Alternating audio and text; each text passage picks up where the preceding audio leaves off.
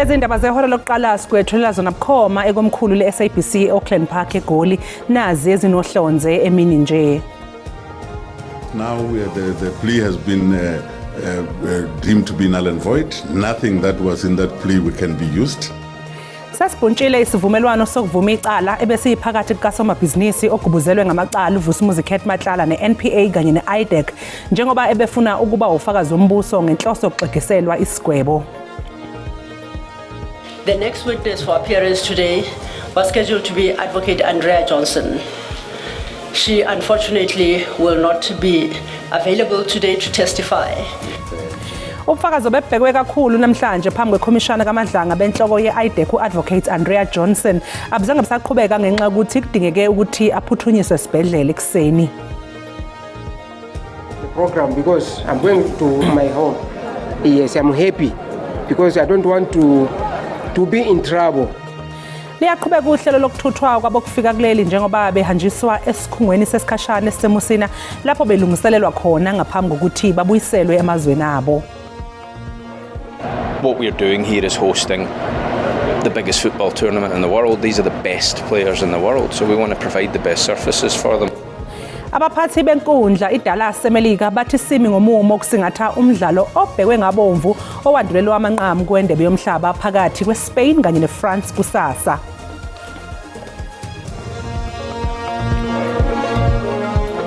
Ngikubingelele mbukeli ngikwamukele indaba zehora lokuqala igama langunoxolo uMamtshali wakwamwalihla banganeli mhlophe qwa. Ake sibheke ukuthi namhlanje mina sikuphathele ziphi.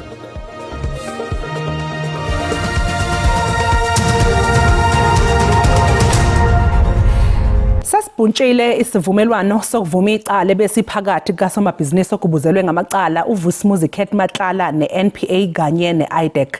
uMatlala ubehlele ukuba ufakazi wombuso ngenhloso yokuxegiselwa isigwebo. uMatlala uvume amacala enkohlakalo ukukhwabanisa nokushushumbisa ngemali ehlobene nenkontileka yethenda le-SAPS ka-228 million wamarandi. Kulesi sivumelwano uMatlala bezothola isigwebo seminyaka ezishiyagalolunye bese egeqa amagula ngenkohlakalo ethinta nezikhulu zamaphoyisa kodwa-ke imantshi ikhale ngokuthi lesi sigwebo esifuna uMatlala asinaso isisindo ngokwanele uma ubuka ubucayi becala.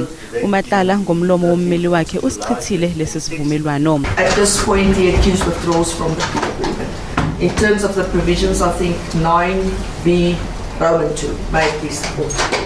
Kuzokhumbuleka ukuthi uMatlala njengoba besephenduke ufakazi wombuso wabesehlukaniswa nabanye abasolwa kuleli cala okusho ukuthi uzophinda ahlanganiswe nabo njengomsolwa wokuqala ngemva kwesiqumo sakhe sanamhlanje.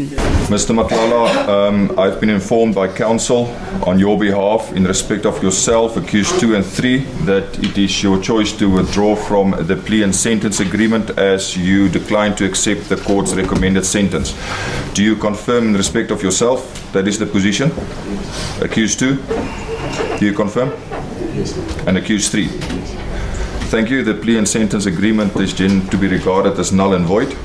Abashushisi kuleli cala bathi uphenyo luyaqhubeka. Now the plea has been deemed to be null and void. Nothing that was in that plea can be used. Therefore, we have got to continue with our own investigations from IDEC side. Icala lihlehliselwe mhla ziyi-11 kuMandulo ukuze uMatlala aphinde avele enkantolo nabanye abasolwa kuleli cala.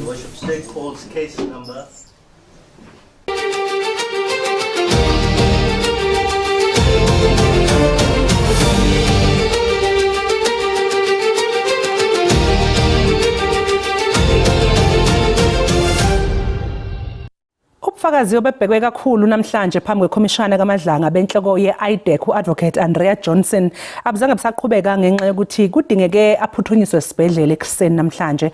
Bekulindeleke ukuthethula ubufakazi bakhe njengoba igama lakhe liyamaniseka eyinsolweni eziningi ezahlukene zokuxambukela kanye nokuphazamisa ukusebenza komthetho ngandlela thile. The next witness for appearance today was scheduled to be Advocate Andrea Johnson. She unfortunately will not be available today to testify.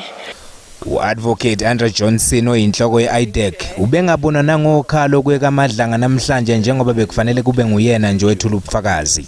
Isithangami sekhomishana sitshelwe ukuthi ukungafiki kwakhe kungenxa yokuthi akaphilile kahle. The representative of the client received a telephone call from one of Advocate Johnson's protectors informing us that she is not able to be with us. They are rushing her to hospital. Abameli baka Advocate Johnson bahlinzeke ngesitifiketi esiqinisekisa ukuthi usezandleni zodokotela lofakazi obekufanele avele phambi kwale komishana. We have been provided with a copy of the medical certificate, and I think copies have been made for the commissioners. I beg leave to hand them in for the record. I noticed that this is one of those medical certificates, the nature of which I've previously said are useless in the sense that they give no information whatsoever. It's not even a case of what Mr. Bodlane said, which is confidentiality issues. It's just one of those useless so-called medical certificates. Indeed, Chair. But anyway, the bottom line is that Advocate Johnson is not here. Indeed. We are forced in the circumstances to postpone the hearing of Advocate Johnson's testimony to a date to be determined. Isithangami sesizohlala kusasa amagama nxa ihora lesishiyagalolunye ekuseni njengoba singabange sisaqhubeka nje namhlanje.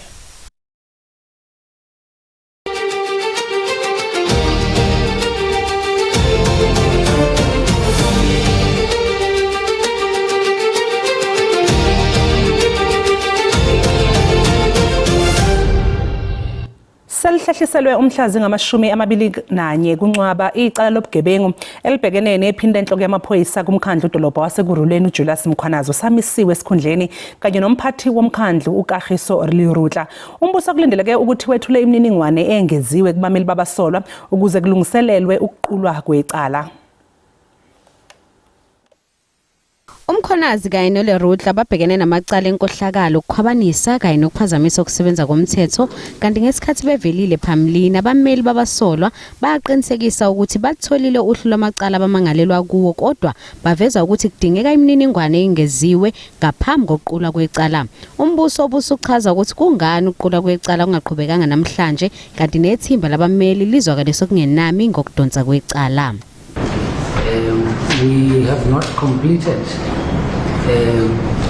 the response to that, and as such we've engaged the defense that we arrange another date just to finalize the response to the further particulars. We have agreed, Your Worship, that the matter to be adjourned. We are extremely disappointed with what we've just heard, that the prosecution has not completed the response to our request for further particulars, particularly because previously when we wanted a bit longer date, the prosecutor, who is not here today, dismissed that suggestion and assured us that he could deal with our request for further particulars within 2 days upon receipt. Imanje inqume ukuthi lizohlehla icala ukuze umbuso uphothule umsebenzi wawo. The case is now postponed to the 21st August 2026 for the response for further particulars by the state to the defense. So accused, you will still be on your extended bail. Laba bobabili bangaphandle ngebail ezinkulungwane ezingama-30 zamarandi umuntu ngamunye. Liyaqhubeka uhlelo lokuthuthwa kwabokufika kuleli njengoba behanjiswa esikhungweni sesikhashana esisemusina lapho bulungiselelwa khona ngaphambi kokuthi babuyiselwe emazweni abo. Iziphathimandla ezibhekele lo msebenzi zithi bakhona labo abazama ukuphuma esandleni kodwa ke bayazama ukubhekana nabo. Luyaqhubeka uhlelo lokubuyisela bokufika baseMalawi njengoba besendaweni yesikhashana eMusina. Iningi labo alinazo izimvume zokuba kuleli kanti abanye basuke eThekwini ngokuzithandela besho ukuthi abazizwa bephephile njengoba kuqhubeka amamashi. Omunye wabahambayo uthi yena ulithokozele kakhulu lolu hambo njengoba ebuyela ezweni lakhe. I welcome the program because I'm going to my home. Yes, I'm happy. Because I don't want to be in trouble. Otherwise, I'm gonna be regret. I need to get more money, and then to go to the immigration office to make my passport, other documents to come back in. But not this year. I'll make it next year. Iziphathimandla ezibhekelele umsebenzi wansuku zonke zithi konke kusahamba ngohlelo futhi basebenza ngokuzikhandla ukuqinisekisa ukuthi isimo siyalunga. We didn't have challenges that we as a team did not manage to deal with. That is why even when you guys were moving around, you might have picked them up, because remember, we can't hide anything from media, but we are flowing.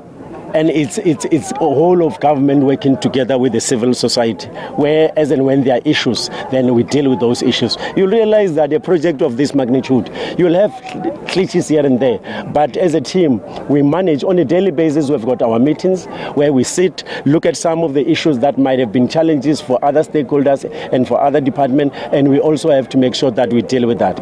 Bathi noma kukhona abantu abazama ukufuna ukuhamba ngalolu hlelo ekubeni bezifikelelana bezothenga. Inkantolo yemantshi eNew Brighton eEastern Cape izolalela isicelo sebhayili sabasolwa ababili abasolwa ngokubulala ikhansela lewadi le-ANC emkhandlu idolobha iNelson Mandela Bay usicelo Mleve owadutshulwa washona ehhovisi lakhe ngempela sonto ukubhalisela ukuvota ngenyanga eyedlule.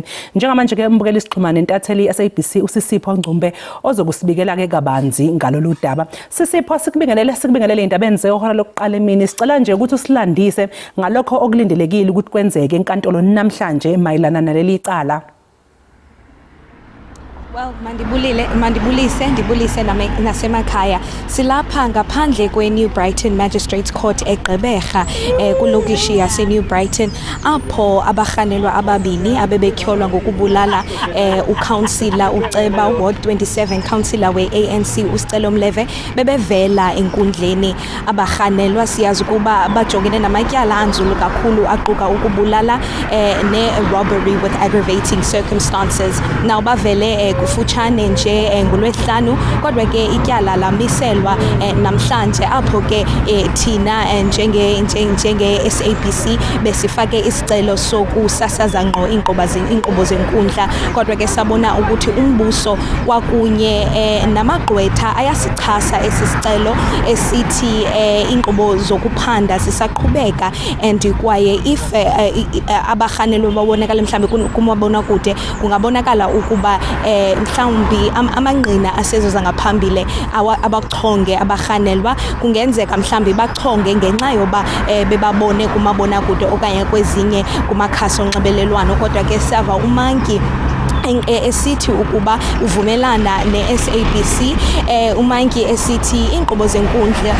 zingasasazwa ngqo kumabona kude so ke yilonto besijonge kusasa kodwa ke eyona nto eyavela kusasa endingathi endiphawulile ukuba amagqwetha omhanelwa bokuqala ulufuno lwethu Nyoti bathethe ngokuba uNyoti uke wafumana i-threats ebomini bakhe kusithiwa kukho abantu abafuna ukumbulala lonto ke idala ukuba angakwazi ukutya trongweni kulo trongo agcinwe kuyo kodwa ke esithi ukuba nale trongo agcinwe kuyo ayizizo ezizalapha eGqeberha ikude yona so lonto ke ngokidala ukuba angakwazi ukutya akukho umuntu mhlambi ongasuka kokwabo amphekele kuba le trongo agcinwe kuyo ikude naseGqeberha so lonto ke yayinto ethethwayo ligqwetha lakhe bayafuna ukufaka iapplication kumapolisa okanye mhlambi kwabo abagcinileyo etrongweni nje ukuba mhlambi ijongwe lonto njengoba ngoku iclient yakhe isoyikisela ubomi bayo so ke sizobuyela enkundleni ngo-2 PM apho ke sizokuva ukuba inkqubo zithini xa ziqhubeka kulomba kukalufuno lwethu Nyoti noAhlumile Stofile abatyholwa ngokubulala uCouncillor Sicelo Mleve. Sibonge kakhulu umbukelo bekusisipho Ngcumbe obesibikela elapha eNew Brighton eGqeberha. Sisathi ke qu eyitolo sizobuya nje nezinye indaba zosuku ngemva kwekhefu.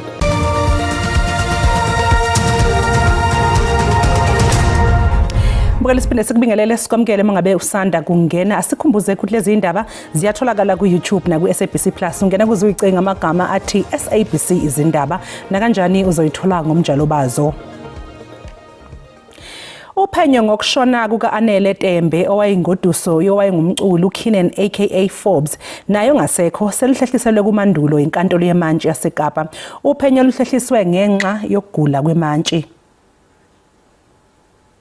Bekulindeleke ukuthi namhlanje kuqale uphenyo ngokushona kuka-Anele Tembe owayeyingoduso kaKeenan aka Forbes kodwa inkantolo iphoqeleke ukuthi leli cala ilihlehlise emva kokugula kwemantshi. Was expected to start this morning, but unfortunately it had to be postponed as the presiding officer in the matter had to attend to a medical emergency she has. So it has now been postponed to the 7th until the 9th of September and the 15th and the 16th of September. Ukhulumela i-NPA eWestern Cape uErin Tabazalila uthi phambilini umndeni kaForbes ubunabameli ababili kodwa manje bazolinda lo mndeni ngokuqhubekayo. The last time there were 2 lawyers representing the Forbes family, but those 2 lawyers withdrew. So what we'll be waiting for now is for the Forbes family to advise the inquest secretary whether they'll be bringing in new legal representatives and whether they will have witnesses before we sit in September. I-NPA yayithe angeke iliphenye lolu daba kodwa manje isiyaqhubeka nokuvula idokodo. There was an investigation that was done which was inconclusive and that led to the matter being referred for an inquest. What will happen is that when what comes out of the inquest will be forwarded to the office of the National Prosecuting Authority, where it will it may be, depending on the outcome, where we will then take a decision whether to prosecute anyone or not.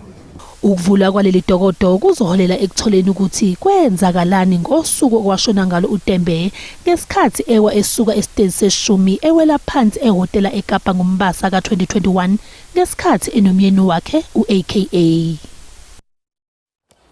Icala elibhekene noNdodana Chuma osolwa ngokubulala unkosikazi wakhe namadodakazi akhe amabili eUnited Kingdom lihlahlisiwe njengoba iyiphathimandla isazoqinisekisa ukuthi usemthethweni yini ukuba seningizimu Afrika. Amaphoyisa aphinde aqinisekisa ukuthi asebenza ubusuku nemini ukuthola ukuthi ngubani lo owadayisela uChuma isibhamu esingekho emthethweni uma efika kuleli. Umbuso utshele inkantolo ukuthi kudingeka kuqale eqinisekiswe ukuthi uNdodana Chuma ukuleli ngokusemthethweni yini ngaphambi kokuthi inkantolo icubungule isicelo sakhe sebheyili. The state has informed court that they need to verify your legality in the Republic of South Africa, which means that for now you'll be kept in custody and be brought before this court again on the 22nd of July 2026. Once your legality is confirmed, then you'll be given the opportunity to bring forth a bail application should you need to be released on bail. AbakwaSidlodlo bathi seliqalile uhlelo lokumdlulisela kwelase-United Kingdom kulandela isicelo esifakwe yi-Interpol. We can confirm that we have received a provisional extradition request from Interpol Manchester through to Interpol Pretoria, which includes the warrant of arrest that has been issued by the UK. So it basically outlines his basis of arrest in our country. Kusenjalo amaphoyisa asezithendeni ezosolwa ngokudayisela uChuma isibhamu esingekho emthethweni. We do have a separate investigation that is being conducted by Gauteng Organised Crime Investigations Unit as well as Crime Intelligence to investigate and trace those that are behind selling Ndodana Chuma that particular firearm. uChuma usazoqhubeka nokugcinwa esitoksini kanti kulindeleke ukuthi aphinde avele enkantolo mhla zingama-22 kwephezulu.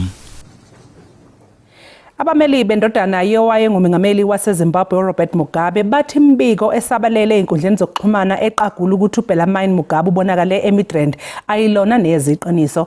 uBellarmine Mugabe ke umbukeli uzokhumbula phela ukuthi ubuyiselwe kwelakubo emva kokuthola isigwebo senhlawulo ngemva kokuvuma amacala okusabisa ngesibhamu sethoyizi nokwephula imithetho yabo kufika. Taken instructions in as far as the whereabouts of Mr. Mugabe, and our instructions are clear. Mr. Mugabe is currently not in the Republic of South Africa. And look, I'm not at liberty to disclose where he is, but I can assure you that he's not within the borders of the Republic of South Africa. The image that was used of my client is an old image. My client has been banned from entering the Republic of South Africa for a period of 5 years on account of the sentence which he received from the Alexandra Magistrates Court. So he certainly would not want to flout the laws or a court order which in essence banned him from entering the country for 5 years. So no, he certainly hasn't been since late April. The image and when it was taken, I cannot give you instructions on, but it certainly was not an image which was taken at any point during the course of this year, certainly. The need or the desire to enter the borders of South Africa arise, then of course we will follow the proper channels. At this stage, it's not something that's been communicated, and I stated earlier on, there's a 5-year period within which he cannot enter the borders of the Republic of South Africa. So at this point, it's not something that is even a consideration. Izakhamuzi zase-Western Cape zithi zigqemeke engeqwantwala kulandela ukwedlula emhlabeni kaJayden Adams obengumdlali weMamelodi Sundowns kanye neBafana Bafana.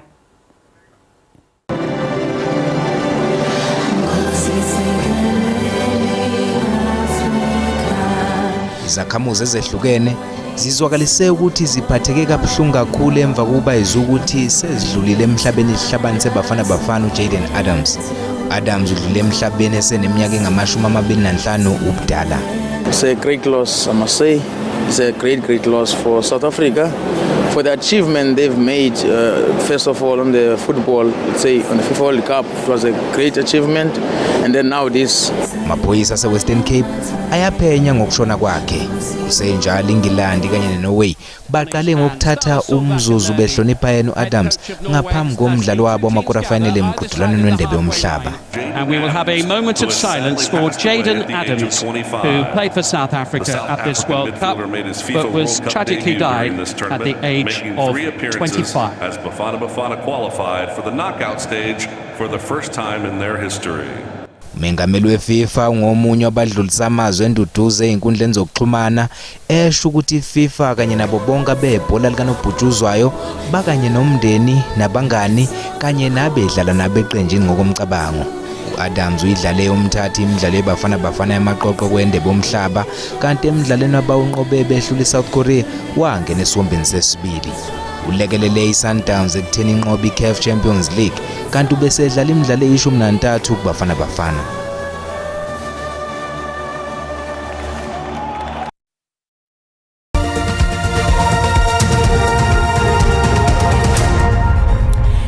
Abaphathi benkundla iDallas eMelika bathi simi ngomumo ukusingatha umdlalo obhekwe ngabomvu owandulela owamanqamu kwendebe yomhlaba phakathi kweSpain kanye neFrance kusasa. Seyibheke ebhandeni impela ke kwendebe yomhlaba njengoba phela komunye wandulela owamanqamu ngolesithathu iArgentina izobhekana neNgilandi. Umengameli weFIFA uGianni Infantino uhlongozana nokwenyuswa kwesibalo samaqembu adlala kulomqhudelwano.